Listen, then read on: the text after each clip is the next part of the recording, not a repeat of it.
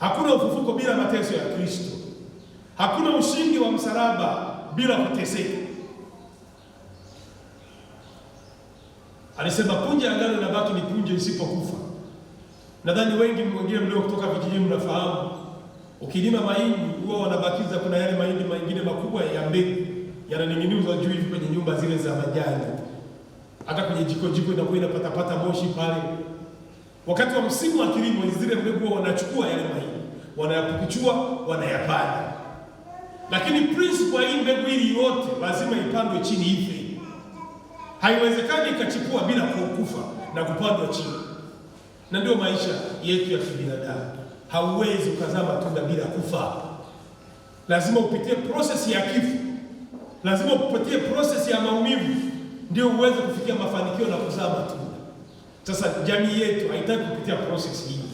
Watu wanataka wafikie hatua ya kuzaa matunda kabla hawajafikia process ya kufa, ya kuzikwa chini, ya kupoteza, ya kuangamia, ya kutoka jasho, ya kutoka damu. Na waliotupotosha ni watu watatu. Tuna tatizo kubwa sana.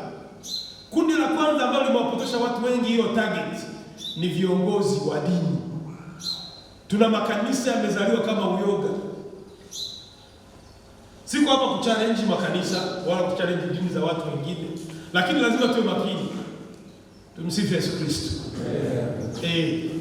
Mimi sikatai kwamba Mungu Roho Mtakatifu anaweza akatenda kazi kwa watu wengine na kila madhehebu akatenda kazi.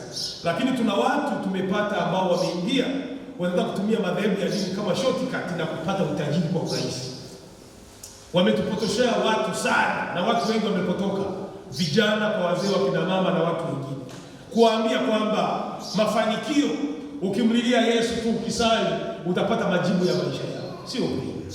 That is not true.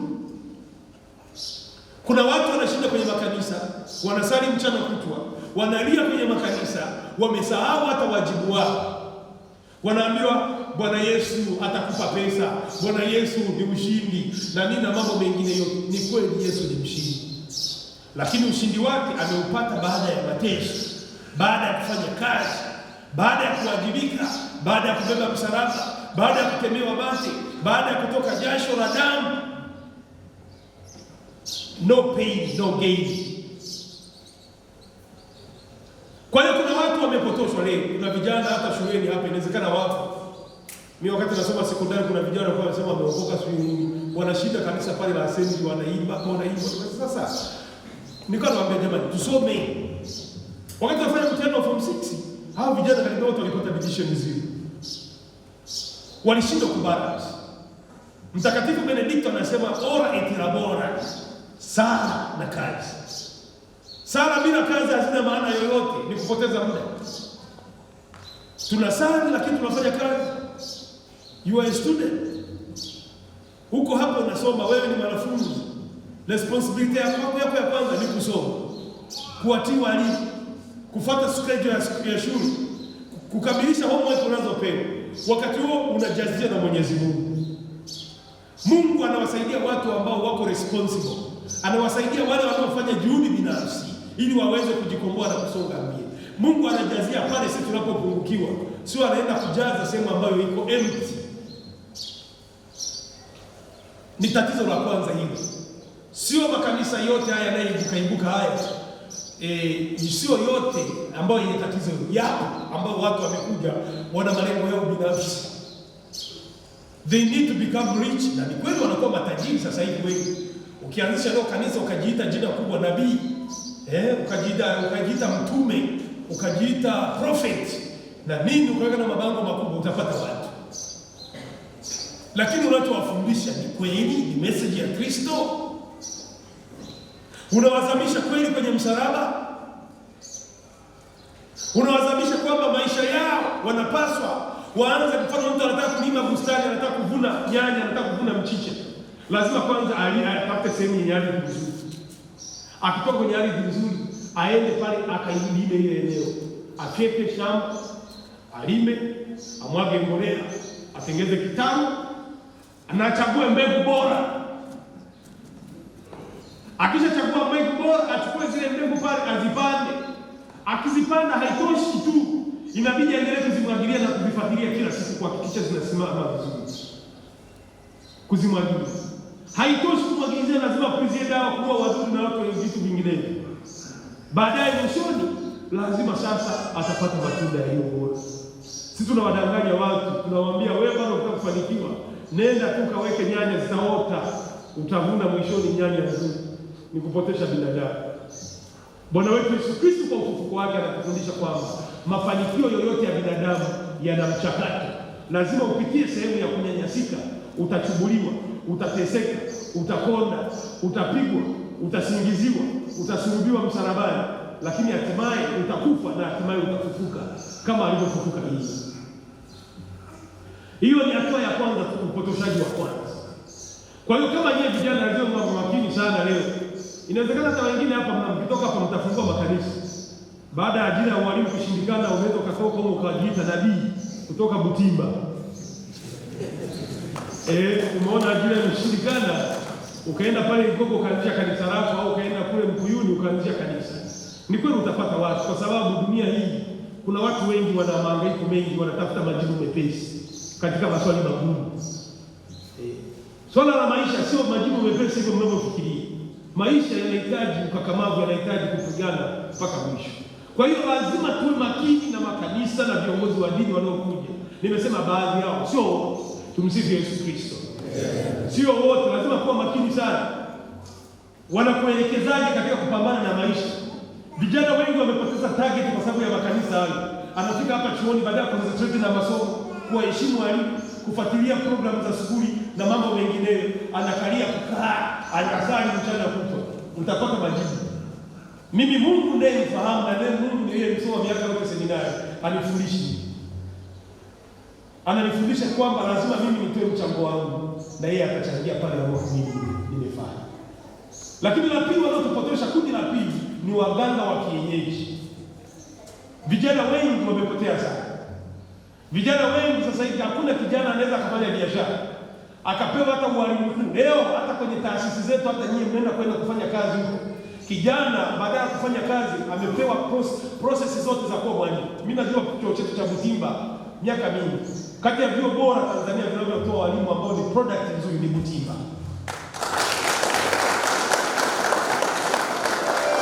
Ukimchukua mwalimu wa Butimba na chuo kikuu hata cha Sauti, mwenye diploma wengi wanafanya vizuri kuliko hata wenye degree hata kwenye university of Dar es Salaam. Kwa sababu hapo mnajifunza methodology ya ualimu, na they train you to be a teacher. Namna ya kuvaa nini, mnachukua ratiba kama wanafunzi kama kawaida, kila kitu mnafundishwa kwa ndani masomo nini, kila kitu. Sasa chuo kikuu kule unakuta binti mwalimu, lakini sketi aliyoivaa hapo unachanganyikiwa. Mwalimu anaenda kukesha kwenye disco usiku kucha. Mwalimu yuko huko na huko, lakini hapa nyinyi kama wanafunzi wa shule ya msingi na sekondari, you follow the schedule. Huku na huku, roko, mchaka nini, usafi wa mazingira, nini.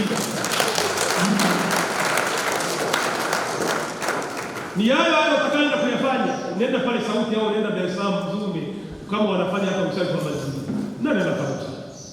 Nani anaingia kwenye ratiba anaingiwa na kona kingine? Hakuna.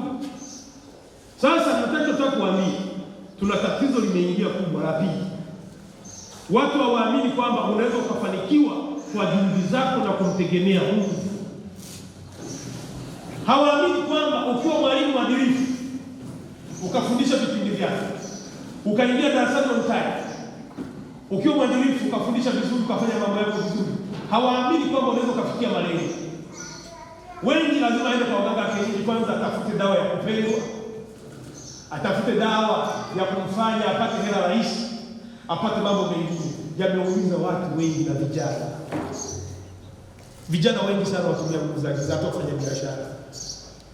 Hawaamini kwamba kufanya biashara kunahitaji lugha nzuri, uaminifu, kutumia pesa zako vizuri, kauli njema, unadhifu, matumizi ya pesa mazuri.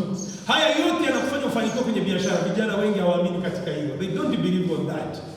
Anaamini kwamba mpaka niende kwa waganga wa kienyeji, hata mimi mwenyewe sio mwadilifu wa matumizi yangu ya pesa, kauli yangu mbovu, nafukuza wateja na mambo mengine yote haya, anaona acha nifanye. waganga wa kienyeji, vijana wengi na sisi jamii kubwa ya Watanzania tunategemea nguvu za giza. Nguvu za giza ni shortcut. Hutaki kujibidisha katika akili, hutaki kupambana kama Kristo alivyopambana mpaka ufikie hatua ya mwisho, usurubike kweli kweli ili ufikie ufufuko. Wengi hatutaki, tunatafuta shortcut. Inawezekana hata wengine hapa ingekuwa uganga ndio kufaulu mitihani na kuwa kiongozi mzuri, waganga wote wa jadi wangekuwa ndio marais na mawaziri.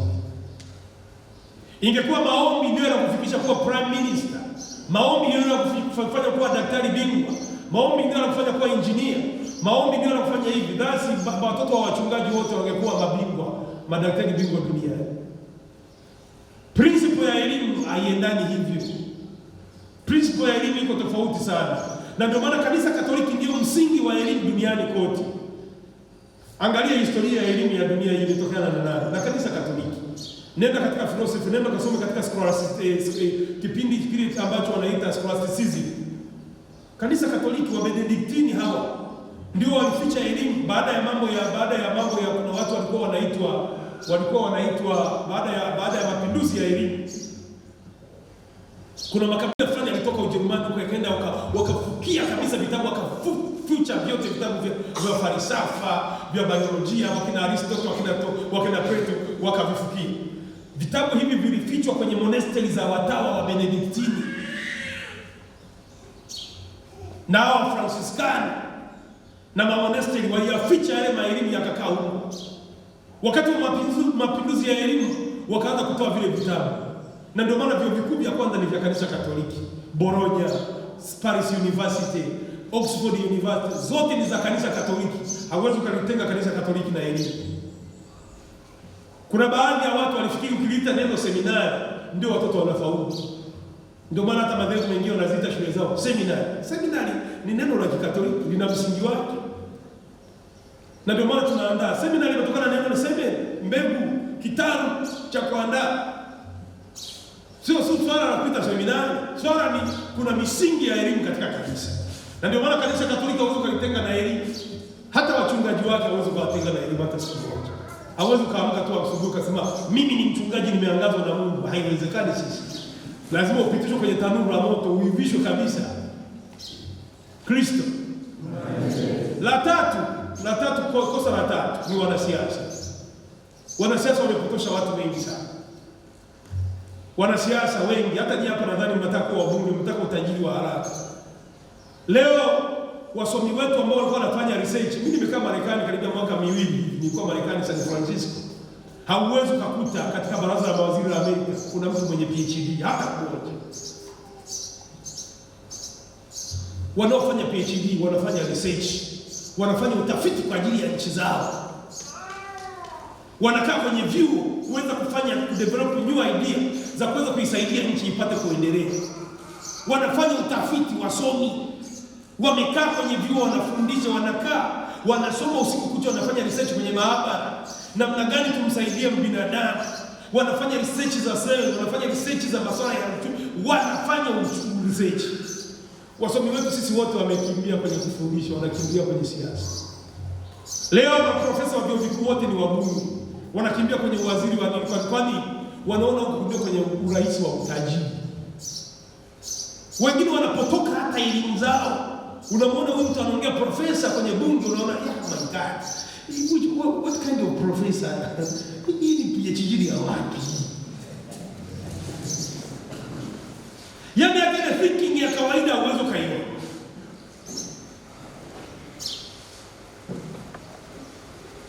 Leo watu wanaacha mwalimu, hata nyinyi mtakimbia kwenye mwalimu. Kwa sababu si mnataka kufundisha. Kazi ya kufundisha haina hela nyingi. Wote mtakimbia kwa wabunge, kwa wanasiasa. Ndio kwa sababu kuna watu wanasiasa. Na kuna wengine wanaingia kutafuta hela. Siasa ni imani, ni kama dini. Mnamfahamu Nelson Mandela. Mtu mwenye siasa, mwanasiasa wa kweli anafia kitu anachokiamini. This is a political figure. Siasa ni imani, kama unavyoamini Ukatoliki au wale Waislamu wanavyoamini kwamba nikifanya hivi nitakwenda mbinguni. Ndio siasa. Hatuna wanasiasa sisi, tuna walaji wa chakula tu, watafutaji na wapokaji wengi. We don't have politicians. Ukua wanasiasa ni imani. Sasa watu wamepoteshwa kwenye mambo ya siasa. Ukifanya hivi utafanikiwa, maisha hivi na vitu vyote utapata bure. Ukipiga kelele kidogo tu, ukienda kwenye udiwani utakula. Ukifanya hivi utalipwa hela nyingi. Sasa watu wamelegea vijana. Kila kijana anataka tu kidogo, anafanya kidogo, anasema nitaenda nikagombee, nitapata utajiri. Elimu bure, nani anakuambia elimu ni bure?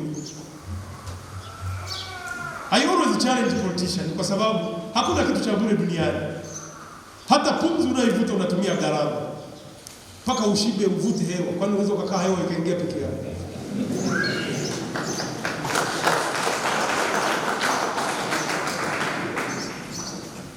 Hata hela zinazoletwa na baba wetu mzee Magufuli, shule za msingi na sekondari, kwani hizo ni za bure? Sio za bure.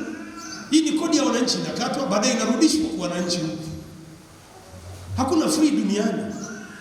Kuna sister mmoja nilikutana naye, ni Mswizi, ananiambia tatizo la Afrika mmedanganywa, kuna vitu vya bure. Hakuna bure duniani. Kila kitu kinahitaji gharama. Tumsifu Yesu Kristo. Haya ndio mambo matatu yaliyopoteza vijana targets. Kwa hiyo nyie jamani nyie ambao mnahitimu nyie, muangalie Kristo alivyoteseka na alivyopigika akatukomboa.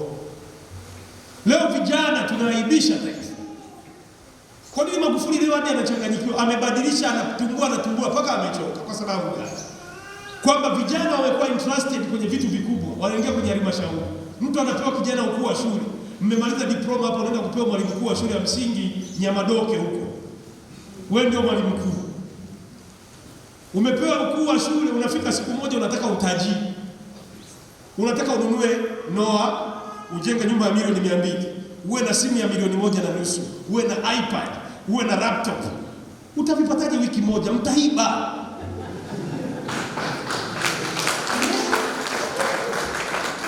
Mtaiba. Ukipewa leo hela ya kuleta kupanua madarasa, utafyatua mfuko mmoja wa simenti, matofali 100. Ambayo yale matofali ukiyafyatua ile nyumba itaanguka kesho, nyumba itapata cracks. Leo vijana wengi wanashindana, anataka kupata walimu tu waanze kupaki magari pale kwenye shule. Tunapata vijana wengi ambao ni majambazi. Kwa sababu gani? Wanataka mafanikio haraka, hawajui kwamba kufikia kununua gari, kujenga nyumba ni mchakato mrefu. Kuna walimu wanaostaafu ndio wanaojenga. Kwa hiyo usifike ukajilinganisha na mwalimu ambaye amefanya kazi miaka 20-30, wewe umefika mwaka mmoja ukajiona umechelewa. Unaanza na kulala chini, ndugu zangu. Unaweza kulala chini hata mwezi mmoja au miezi miwili. Kulala chini sio dhambi. Tumsifu Yesu Kristo. Kulala chini, kukaa na stuli, chumba chako hakina stuli mwaka mzima sio dhambi. Usilazimishe kuingiza makochi ya sofa ndani ya mwaka mmoja. Unataka TV inchi 50. Umepewa tu walimu. Unawakuta vijana wanahaha, macho yametoka. Sasa tunafanyaje? Nikutana na mabinti 5 wakati niko paroko Kabila huko. Nimekaa kijijini mimi miaka 8 baada ya kupandishwa. Wameletwa wale mabinti, sasa kwa wajue eneo waliopangiwa kazi. Wakapandishwa kwenye ice, nikakutana nao kwenye ice wanalia. Kwa kweli kule bush kunahitaji mtu wetafu. Sasa tunafanyaje? Nikamwambia msilie, kwani mbona sisi tunaishi? Nikawakalisha, nikawapa semina kama ya nusu saa. Nikamwambia kukaa huku kuna fursa. Kukosa umeme na maji sio sababu ya nyie kulia. Piganeni mwanzo mfanye kazi, muone maisha yanavyobadilika. Huku kuna fursa. Kuku kijijini anauza shilingi 4,000. Mahindi msimu wake debe linauza shilingi 3,000. Kuni wanafunzi watakuletea nyumbani pale. Wakati wa msimu watu watakuja kukopa kwako mwalimu. Nyumba za walimu haukodi, nyumba za walimu kutokea hapo na hapo, unalala kwenye nyumba hapo shuleni. Mjini unalipa bili ya umeme, bili ya maji, mkaa, TV, kigamuzi, ukaangalia mpira, mambo yote haya. Kijijini hayapo haya. Hii hela yote unatunza.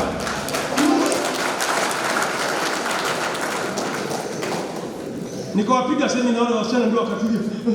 Sawa bwana. Naambia mimi mbona naishi bushi hapa naletewa kuku za 3,000. Mjini kuku 15,000. Wale mabinti wakatulia. Nimekutana nao juzi hapo, wametulia, afadhali tuambie kwa kweli. Nimeanza ujenzi Magu sasa hivi. Mshahara wangu wote nilikuwa nautunza benki kwa sababu matumizi yako madogo. Nimeanza ujenzi nyumba Magu mjini. Nikamwambia unaona akili. Wale wanaojifanya ukimbilia mjini, nani anaweza kufanya hapo? Huku unapata mashamba, unalima mwaka mzima, unaweza ukapata magunia hata 20 ya chakula, unaweka ndani, unafuga, unafanya hiki. Vijana wengi sasa hivi hawana lishe. Kwa hiyo nyie vijana, ndugu zangu ambao leo mnahitimu, tuna tatizo kubwa. Leo kijana ukimpa hata upolisi utacheka. Ukikutana naye barabarani akikushika kijana wa leo ni trafiki, utahangaika sana. Washa indicator, rudi nyuma, geuka huko, nenda huko. Nenda huko. Wiper, onyesha hivi. Lengo lake ni nini hapa? Anataka kuchomoa hela. Maana yake atafuta kiwanja haraka Buhongwa, aanze ujenzi wa nyumba, anunue gari zuri mapema. Siku moja nimekutana naye mmoja, washa taa, nikawasha, rudi nyuma, nikarudi. Onyesha wiper, nikaweka wiper. Nini na nini, fanya hiki. Nikana mwangalia, mwisho akaniambia, "Una makosa." Nikamwambia, "Makosa gani?" "Ulifika pale kwenye zile zebra, au kupunguza mwendo." Nikamwambia, "Dada, niambie unachokitaka." Nikakasika akasema, "Huyu anatafuta hela." Kwa nini maadili ya huyu yote haya anatafuta mafanikio ya haraka? Ukimkuta mahakamani ni tatizo. Ukimkuta kila sekta kijana amewekwa, kwa sababu wote wanataka mafanikio ya haraka. Wengi hawafundishi hata shuleni. Yeye mnamaliza hapa, tutawaona. Akifika shuleni wote wanachezea iPad, wanachezea simu. Hajui kuandaa somo, hana muda wa kukaa na wanafunzi, homework hasaishi, lakini ni walalamikaji kuhitaji mishahara mikubwa. Nimekaa Marekani, ndugu zangu, ukienda Marekani ikifika saa 2 haupati watu. Wote wako kazini, watu wanafanya kazi. Wazungu wanatuzidi sana, hata na Wajapani na Wachina. Leo project zote kubwa, ukitaka project kubwa zote, hauwezi kuwapa Watanzania. Coca-Cola huyu hapa, huyu nani Gachuma. Nenda katika section zote kawaweka Wahindi. They are serious. Nenda kwenye viwanda vikubwa vyote, watu wameweka watu ambao wako serious. Ukimweka Mtanzania utalia, ukiweka hasa vijana unalia. Kwanza anapotembea tunamwona yuko goigoi, yaani ameshachoka. Namna anavyotembea, anavyoongea, yaani unaona kabisa huyu tayari ameshachoka. Vijana, nyie mnamaliza hapa, mnataka mafanikio. Inabidi mkubali kupitia prosesi ya Yesu. Mngejua mkate mnaoula nyie ulikopitia. Leo ule mkate ungefika, kabla ya kuula ungemwambia pole sana. Kabla ya mkate kuula unaanzia ngano shambani, unalimwa, unamwagiliziwa.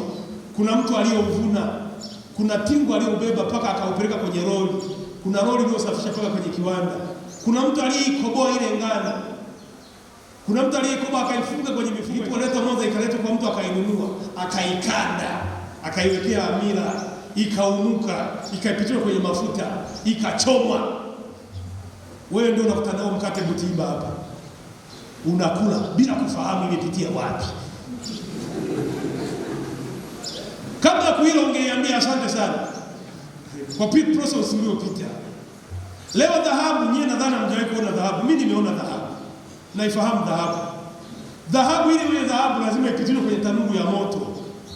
Hakuna mafanikio bila kupita kwenye tanuru la moto. Tuna changamoto hiyo kubwa. Vijana wengi tunataka mafanikio kabla hatujapita kwenye tanuru la moto. Tumuombe Bwana wetu Yesu Kristo atusaidie. Tunaposherehekea ufufuko wa Yesu, Yesu hakufufuka bila kuteseka. Yesu amepigika sana. Mimi ndio maana naona Bwana wa mafanikio. Ili uweze kufikia mafanikio lazima ujitahidi kukubali kuteseka. Ukubali kulaumiwa. Ukubali kuonekana wewe ni fara, wewe mjinga, hauna mwelekeo. Haya yote ukiyakubali ndio utafikia kwenye mafanikio. Leo tunawaona watu wakubwa kama wakina Mo Dewji. Tunaona kama wakina Regina ni mengi. Tunaona kama wakina Azam. Mnamfahamu Azam, historia yake vizuri. Azam kaanza biashara ya kuuza ice cream miaka ya 80. Watu walikuwa wanaenda tupeleke wapi? Kwa Baresa. Zamani miaka ya 80 anauza ice cream. Leo Azam tena amekuja kubadilisha jina juzi. Zamani alikuwa anamuita Baharesa. Leo ni bilionea, lakini ameanza kufunga ice cream. Watu wakina Mo Dewji ni wafanya biashara, wameanza kidogo wanafunga pole mali mpaka imefikia utajiri huo. Leo unawaona watu kama kuna Regina ni mengi wameanza kuuza kwenye vibanda. Leo ni bilionea. Tunapowaona watu wamefikia kwenye mafanikio tunasema ni Freemason. majibu mepesi na hayana msingi yoyote. Ni kweli, mimi naamini Freemason ipo. Kuna watu wanatumia nguvu za giza katika mafanikio, lakini sio kila aliyefanikiwa ametumia nguvu za giza. Leo sisi tunatafuta majibu mepesi. Mnamwona Diamond leo ni tajiri, mtu mkubwa, utajiri wake badala watu kuwaelezea na kuwapa moyo vijana wajue Diamond amepitaje mpaka amefika kwenye utajiri hapo, tunaamka wengine wapumbavu wenye majibu mepesi. Freemason. Haya ni majibu ambayo hayana uzito, hawajajipima watu. Tunamfahamu Diamond alikotokea. Ameanza kupenda kupiga show kule Tanga, akakataliwa ya kina Q Chief. Ameenda huku na huku anafanya hivi na hivi, ametoa wimbo wake wa kwanza, ukimwona alikuwa nywele zimekaa hivi ni mchafu na macho yake ukiyaona wakati ule hana hela. Leo Diamond ni tajiri, bilionea, leo ana hela.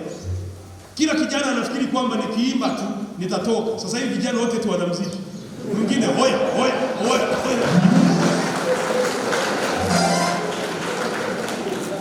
Inawezekana na hapo wana muziki eti nao wimbo. Kwa sababu unaona Diamond ana hela, na nataka eti utoke. Hawatoki hivyo, kutoka ni process. Leo unamuona Ronaldo au unamuona Ronaldinho au unamuona nani Messi, anafikia anachezea Barcelona. Ameanzishiwa kindergarten kucheza mpira, wazazi wake wamemwandaa kwa gharama kubwa toka mtoto. Usifikirie anapiga dadadada zile anafunga magoli ni kitu kimetokea ghafla kama mvua. Na unataka kucheza mpira, hata dadadada uwezo unapigia mpira kwenye ugoko, utachezaje? Leo watu wanamuona Magufuli rais wa nchi, unafikiri kwamba Magufuli kaamka kama mvua. Magufuli kaanza kufanya kazi, kasoma reki. Ametoka amefanya Nyanza hapo kama karani, sijui ni nini hapo ametoka. Ameenda kufundisha Sengerema sekondari, katoka. Sijui mbunge, naibu waziri, nani. Mpaka kufikia piki ya urais ni process. Na mnafahamu hata mchakato mdogo uliofanyika, sio rahisi kufikia uongozi mkubwa. Leo unaamka tu kwenye giza lako, nataka kufika hapo. Utakuwa utaiba, utakuwa mshirikina, utakuwa jambazi. Kristo anatufundisha mchakato wote huu Kristo anatufundisha. Tumwombe Mungu atusaidie, tumwangalie Kristo alivyoteseka. Mimi ni padri, lakini siwezi nikakinganisha na mapadri leo na kuja. Toka niwe padri mimi, simu ya kwanza ya mama nimeipata baada ya miaka 8. Nimekaa kijijini, sijawahi kutoa senti hata moja kule. Nilikuwa silipi hata mshahara. Nilikuwa na laptop nimeipata juzi hapa nilipokwenda Amerika.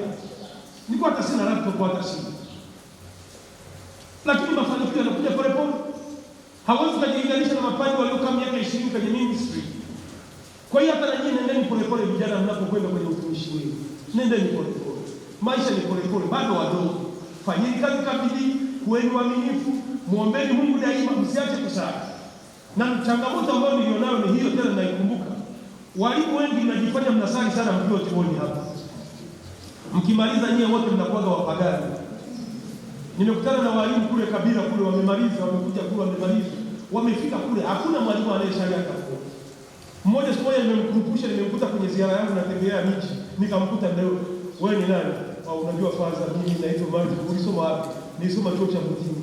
Wewe ni dini gani? Mimi Mkatoliki. Kafika kule miezi 6 hajawahi kufika kanisani.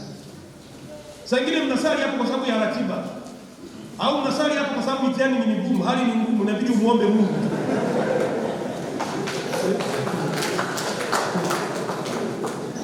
Sasa ingine mazingira yana confine, inabidi msali. Mkitoka hapa sasa ni kama sasa hata tukatanue. Nimalizie mambo la mwisho kabisa. Naona msiseme huyu jamaa ametokea wapi. Tumsifu Yesu Kristo. Mnamaliza lakini mnaenda kwenye changamoto. Changamoto ya kwanza. Changamoto ya kwanza ambayo mnaenda kupambana nayo ndugu zangu, tunaenda kwenye jamii ambayo imekata tamaa. Yesu anasema roho ya Bwana yu juu yangu kwa kuwa amenitia mafuta kwenda kuwahubiria maskini habari njema. You are the good news of the people.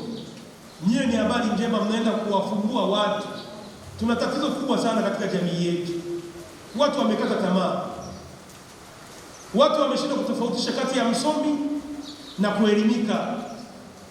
Tuna watu wengi waliosoma lakini hawajaelimika kwenye jamii yetu. You can have PhD, unaweza kuwa na masters. Kusoma na kuelimika ni mambo mawili tofauti. Kuna watu wengi wamesoma lakini watu wengi hawajaelimika kwenye jamii. Mnapaswa mkawaelekeze watu hivi. Elimu maana yake iweze kukusaidia kupambana na changamoto zako. Wewe leo umemaliza diploma, sio lazima ufanye kazi ya ualimu.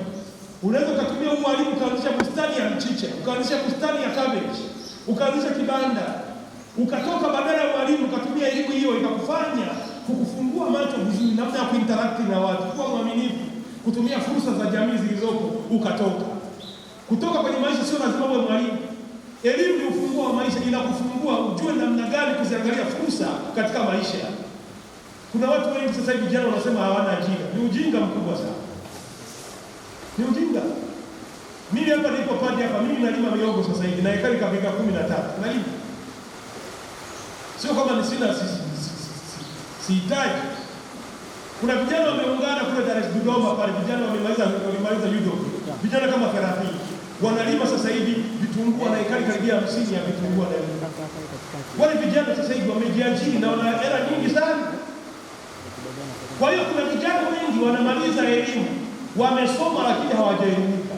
Elimu ni kitu ambacho kinatakiwa kukuingia katika maisha na kukufanya uweze kuyakontrol maisha na uweze kupata majawabu ya changamoto mbalimbali ambazo unakumbana nazo.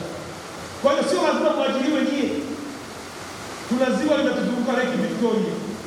Tuna fertile katika nchi yetu. Tuna madini, tuna fursa mbalimbali ambazo tunazo. Lazima mtumie sasa hivi ndicho kipata. Methodology mliofundishwa, sayansi, sijui nini, maarifa, general study, historia, ikusaidia wewe kuweza kupata majawabu ya maisha yako katika maisha. Tunaenda katika jamii sasa hivi, tuna tatizo la ushoga. Baba Askofu Mkwande, rafiki yenu mliyemwita, anakemea sana hilo tatizo. Vijana wengi sasa hivi wameingia katika ugonjwa huu. Ukipata mashoga nchi nzima, maana yake umekata generation, hakuna kuzaana tena. Hakuna mainjinia, hakuna madaktari na watu wasagaji katika jamii. Ni changamoto, inabidi mwende mkaangalie, mwaelimishe watu, kurudi katika misingi ya mila na desturi zetu. Na la mwisho, kwa sababu muda wetu ni mchache, na la mwisho kabisa ambalo nitaka kusema, tunakwenda katika jamii ambayo watu wamekuwa ni wabinafsi sana. Selfishness imekuwa ya juu sana. Watu mawazo na senta ya watu ni senta yamejiangalia binafsi. Mtazamo huo unaiungamiza jamii yetu katika sehemu kubwa sana. Basi tusiwe binafsi kama Kristo alivyokuwa, akaamua kuyatoa maisha yake. Muyatoe maisha yenu kwa ajili ya watu wengine. Niwatakie baraka ya Mungu katika maandalizi yenu mnayokwenda. Muwe mkaende kuwa mwanga, mkawe nuru katika jamii, uisaidie jamii yetu iweze kusimama vizuri. Kwa jina la Baba na la Mwana na la Roho Mtakatifu.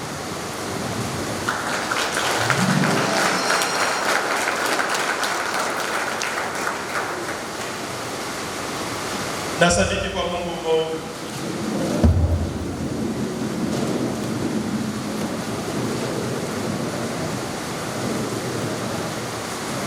Wakirudia kwa majuto na mapendo, tuombe. Ee Mwokozi mtukufu, uwafungulie wanadamu wote mbingu, wapate kushiriki karamu yako milele. Tuombe. Ee Mungu uliye nguvu na makimbilio yetu, uliye asili ya wema wote, usikilize sala za kanisa lako linaloomba, utujalie hayo kwa njia ya Kristo Bwana wetu. Karibuni kwa sadaka.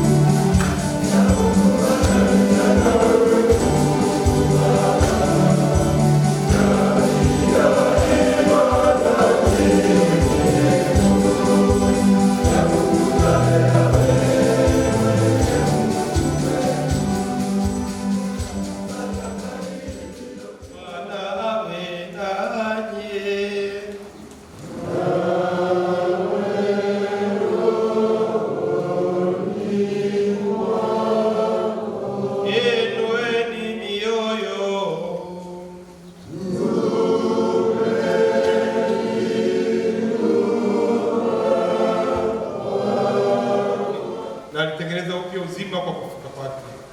Kwa sababu hiyo, katika upeo wa furaha za Kipasaka, dunia yote katika ulimwengu mzima inashangilia, lakini pia nguvu za mbinguni na majeshi yote ya malaika wanaimba utenzi wa utukufu wako, akisema kwa sauti moja: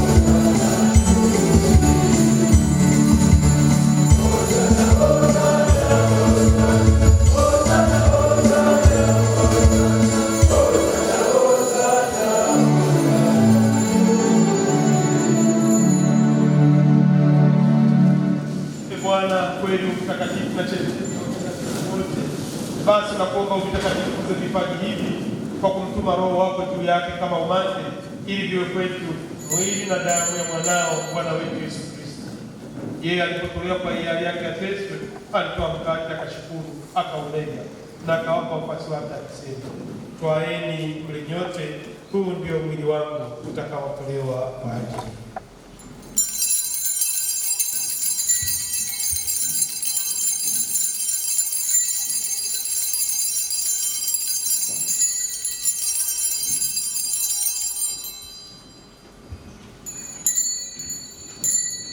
Vivyo hivyo baada ya kula akatoa kikombe, akashukuru tena, akawapa wafuasi wake akisema, twaeni mnywe nyote, hiki ndicho kikombe cha damu yangu, damu ya agano jipya na milele, itakaomwagika kwa ajili yenu na kwa ajili ya wengi kwa maondoleo ya dhambi. Fanyeni hivi kwa kunikumbuka mimi.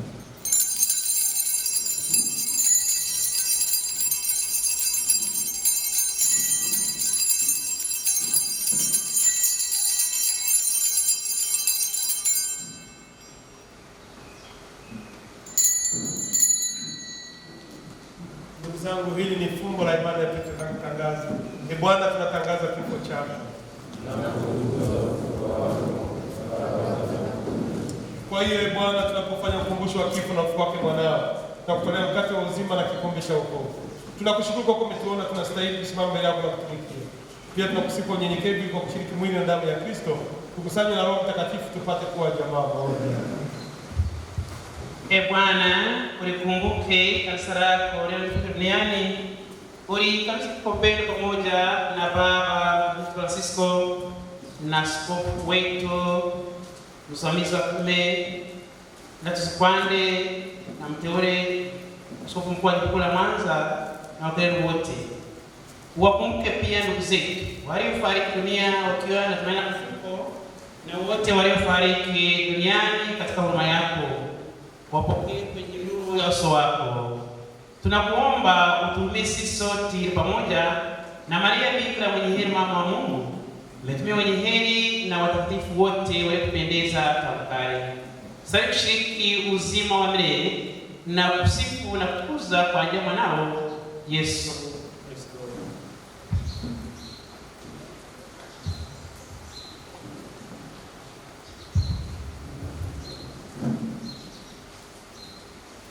Kwa njia yake na pamoja naye na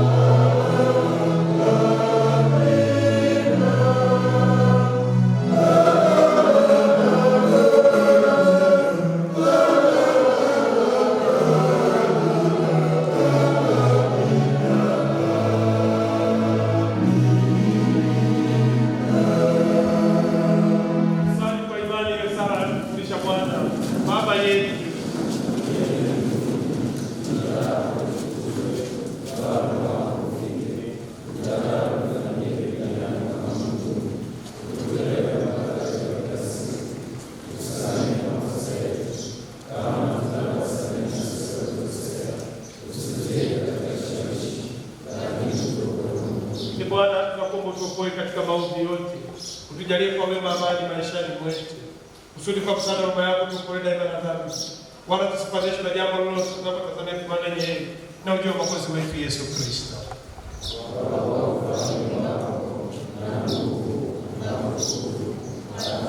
Bwana Yesu Kristo, niambia mitume wako, amani wacheni amani yangu na wako. Usitazame dhambi zetu, tazame imani ya kanisa lako. Upende kuijalia amani na umoja kama ilivyo mapenzi yako, naishi na kutawala daima na milele. Amani ya Bwana iwe daima nanyi.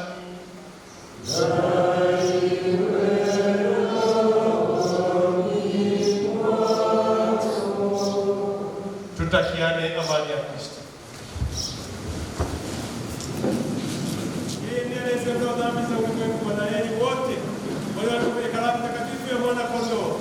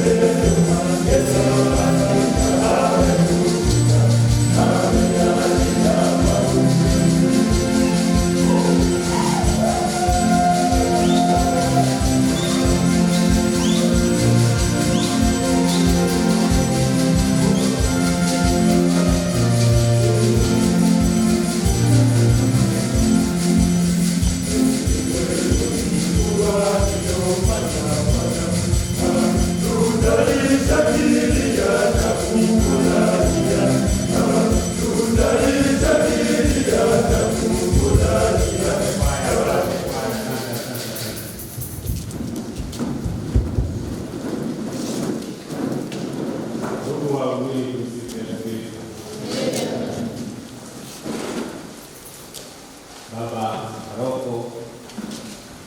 Baba paroko, mwakilishi wa askofu Mfwande, napenda kutoa shukrani kwa ujio wako, pamoja na kwamba utakuwa tumechelewa kuanza, lakini tutajitahidi kulingana na ratiba. Kuna baadhi ya vitu tutavipunguza ili mwisho wa siku tumalize kulingana na ratiba yetu. Kwa sasa hivi, ndugu waumini, tutapumzika kulingana na muda, nadhani kama dakika 15. Tutapasha kuwepo hapa saa 7:10 juu ya alama. Tutakavyochelewa ndivyo ambavyo vitu vingi tutaviondoa kwenye ratiba. Hiyo saa 7:10 tunatarajia vitu vifuatavyo vitafanyika kama muda utaruhusu.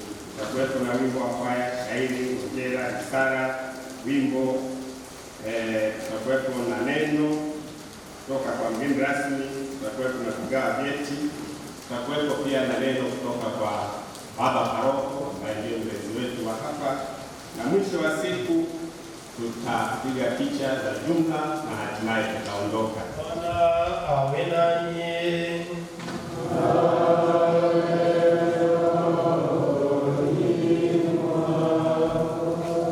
Awabariki na kuwalinda Mungu Mwenyezi, Baba na Mwana na Roho Mtakatifu.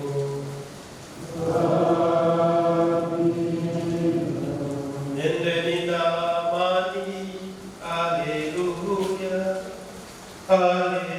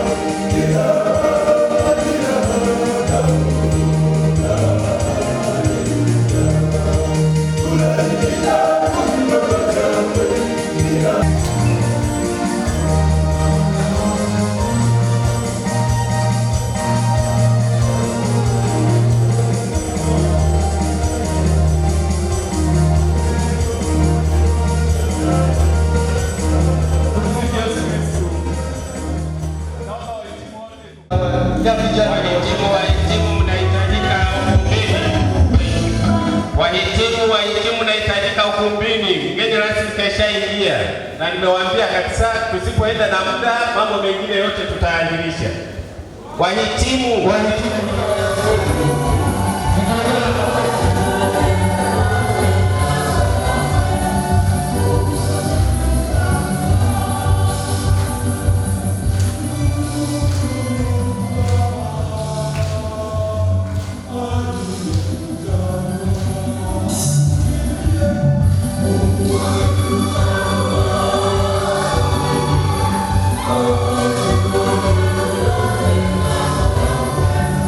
Oh,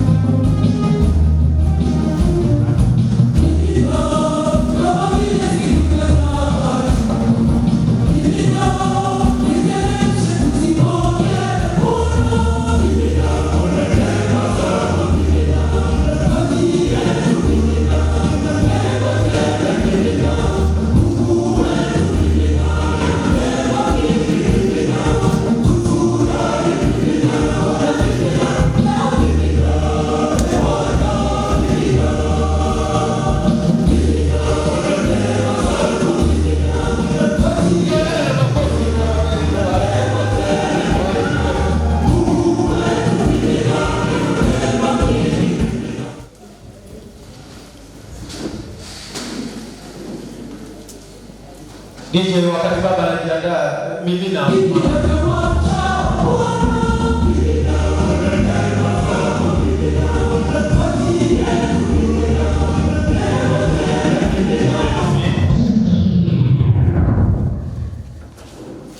Ndugu Padre mgeni rasmi, Baba Paroko,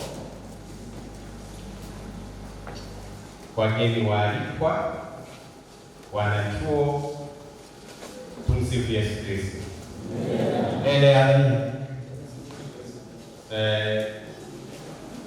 Kazi ya kutambulisha ngoja nifanye mwenyewe.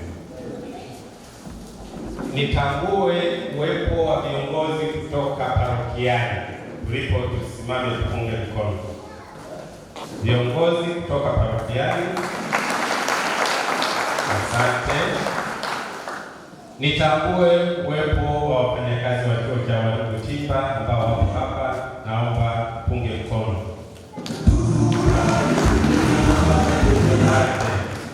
Nitambue uwepo wa wazazi, walezi, kaka, shemeji au wageni wetu rasmi ambao tumekuja kushiriki na mgeni rasmi, wageni waalikwa, nao tupunge mkono, wageni wote.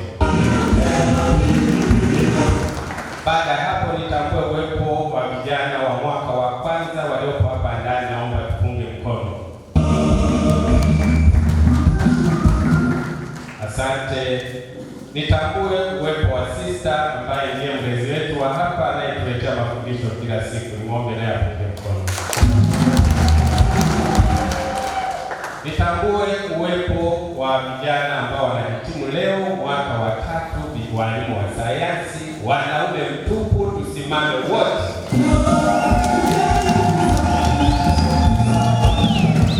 Ndugu mgeni rasmi, simama. Ndugu mgeni rasmi, yaweza kuwa ufahamu kidogo labda historia ya hawa vijana. Hawa vijana ni wanachuo wanaume mtupu ambao waliripoti hapo walikuwa 900 takriban kwenye 1, lakini wanaohitimu kwa ujumla wao wako kwenye 900 na kitu. Sasa idadi ya wanachuo wa Katoliki, bahati mbaya sina nayo nzuri. Hawa ndio tunategemea ambao wanaenda kusaidia taifa letu.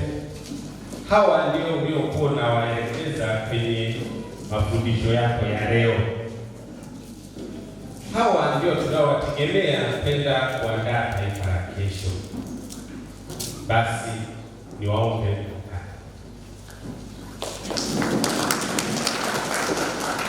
baada ya hapo nitambue uwepo wa yoyote ambaye nimemsahau kumtambulisha hapa. Mfano kama leo watoto, tongeni kwa watoto wote. MC tuendelea. Asante MC namba 2 wa utambulisho huo. Baada ya utambulisho huo, kikundi ambacho kimeandaliwa kwa ajili ya kurudisha kwa ngojera kijiandae hapo kuingia ukumbini, wakati DJ anawaandaa na kuwaleta kwa wimbo mzuri. Wamiminie waje.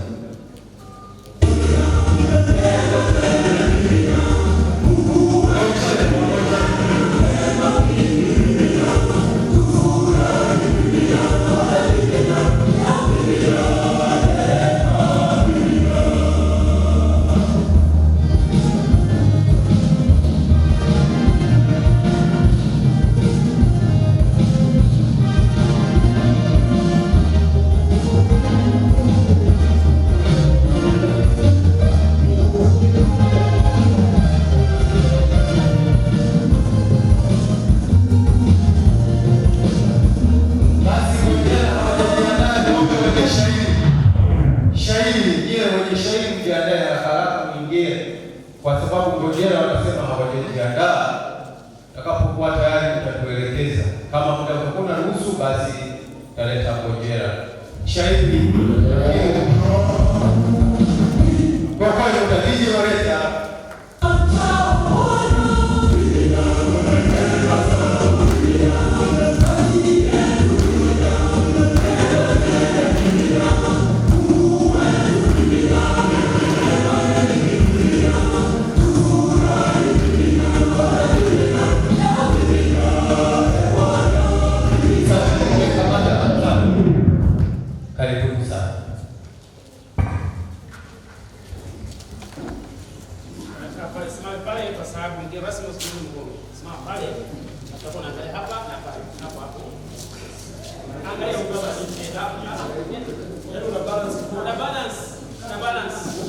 Hivi.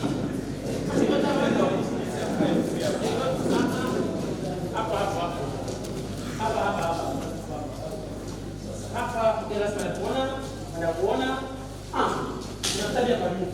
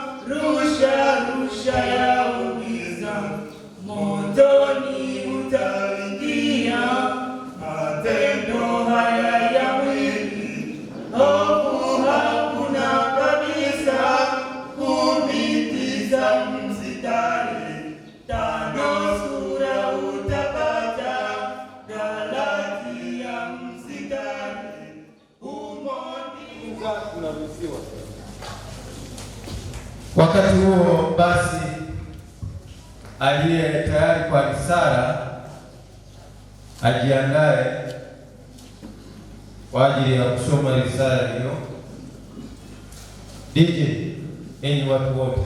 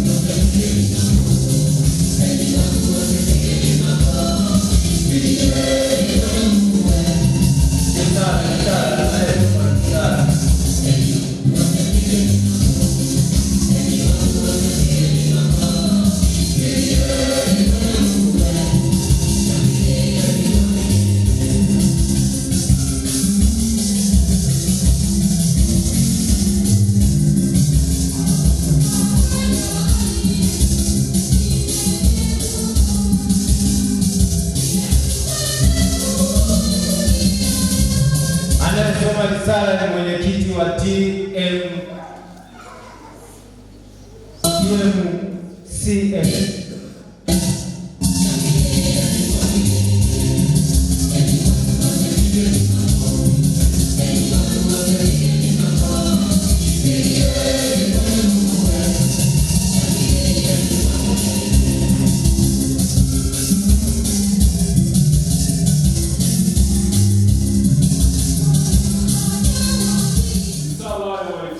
Wanachuo wa Katoliki wa mwaka wa 3 chuo cha walimu Timba tarehe 23 mwezi wa 4 mwaka 2019. Ndugu mgeni rasmi, Mwasha Baba Askofu Mkuu wa Jimbo Kuu Katoliki la Mwanza, Askofu Renatus Mkwande, Mkurugenzi wa Miito Jimbo Kuu Katoliki la Mwanza, Padri Francis Kutema, Baba Paroko Parokia ya Mtakatifu Francisco Asizi, mapadri, masista wote, viongozi wa parokia, wakufunzi walezi, wahitimu wanachuo Katoliki, wanachuo wa Katoliki wa mwaka wa kwanza, viongozi wa madhehebu mbalimbali, wageni waalikwa wote, mabibi na mabwana. Tumsifu Yesu Kristo. Ndugu mgeni rasmi, kwanza kabisa tunamshukuru Mwenyezi Mungu kwa ulinzi wake tangu tulipoanza mwaka wetu wa masomo Oktoba 15 mwaka 2016 katika chuo hiki cha ualimu. Tangu tulipoanza katika chuo hiki cha ualimu Butimba hadi leo hii Aprili 23 mwaka 2019. Sifa na utukufu zimrudie yeye daima na milele. Amina. Ndugu mgeni rasmi, hii ni risala ya wanachuo wa Katoliki wa chuo cha ualimu Butimba. Tunakushukuru sana kwa kukubali kwako kuwa pamoja nasi katika mahafali yetu ya dini ya kuhitimu masomo yetu hapa chuoni. Ndugu mgeni rasmi, tulipojiunga na chuo hiki kulikuwa wanachuo wa Katoliki 400 na hata sasa tukiwa tunafanya mahafali ni wanachuo wa Katoliki 100. Mafanikio. Ndugu mgeni rasmi, katika miaka mitatu tumeweza kuendeleza mafundisho ya imani yetu Katoliki kwa wakatekumeni, ambapo mwaka jana Septemba 23 wanachuo wa Katoliki 17 walipata sakramenti ya ubatizo, komunio ya kwanza na kipaimara chini ya katibu wa askofu Padri Moses Mapera. Ndugu mgeni rasmi, tumefanikiwa kuimarisha utume wa kiroho na kukuza imani kati yetu na Wakristo wa madhehebu mengine, hasa katika kusali pamoja kwa upendo na amani. Ndugu mgeni rasmi, tena tumeweza kuwa na kwaya ya kigango chetu cha Mtakatifu Bikira Maria Mkingiwa wa dhambi ya asili, chuo cha ualimu Butimba, ambayo inasaidia katika uinjilishaji. Ndugu mgeni rasmi, pia tumefanikiwa kununua vifaa mbalimbali vya kutumika katika ibada, mafundisho ya wakumeni na ndani ya sakristia.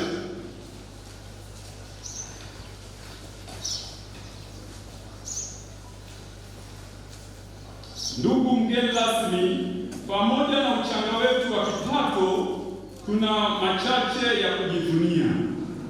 Tangu mwaka 2016 tulipokabidhiwa kigango hiki, tumefanikiwa kuendeleza ujenzi wa kanisa letu ambalo mwanzilishi wake ni wewe, ukiwa kama mlezi na msimamizi wa wanachuo wa Katoliki wa kipindi hicho. Tumeweka madirisha 12 ya mfumo wa vyuma yaliyogharimu kiasi cha fedha za Kitanzania shillings milioni 2,865,000. Pia na milango mitatu ya mfumo wa vyuma iliyogharimu 7,500,000. Ndugu mgeni rasmi, nguzo kuu ya ujenzi huo ni michango ya walimu